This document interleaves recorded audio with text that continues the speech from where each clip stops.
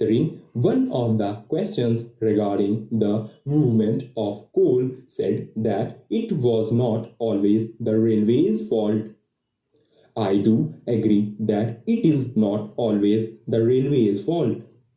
The whole difficulty is that there is no coordination between his ministry and the other ministries. He also suggested that they would like to divert some of the coal to road and waterways. I do welcome that suggestion.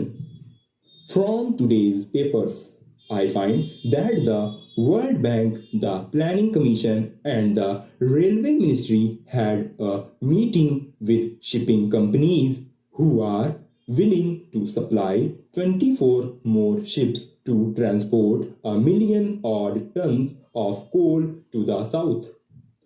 In this connection, I would suggest that transport by water cost rupees 37 more per ton.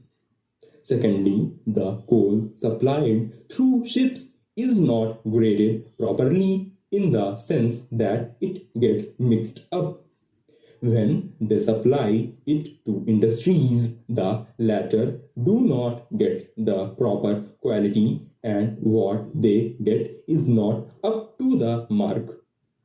These things should be taken care of while diverting more and more coal towards the south through waterways. Sir, I have to say another thing. In the Niyogi committee, it was suggested that the railways should consider the question of their contribution to the general revenues.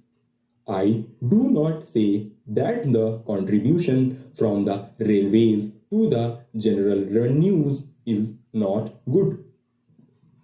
It is quite welcome, but what I would suggest is that the railways can ill afford this much.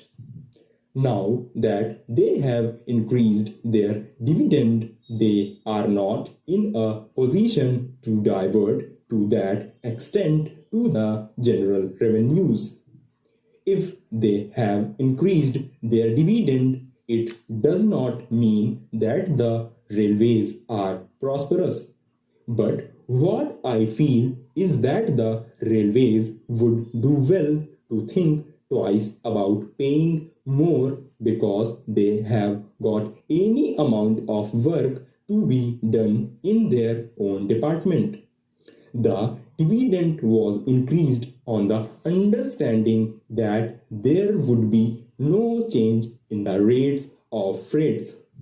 But the railways are not in a position to increase their freight rates because they have to face severe competition from other means of transport. Moreover, an increase in the contribution to the general revenues may affect national development. Therefore, I suggest that they should reconsider the decision about their contribution to the general revenues. Sir, the railways are a curious combination of a commercial concern and a public utility organ. On the one side, they have to spend more and more on the comforts of the nation, and on the other, contribute more and more to the national development. Stop.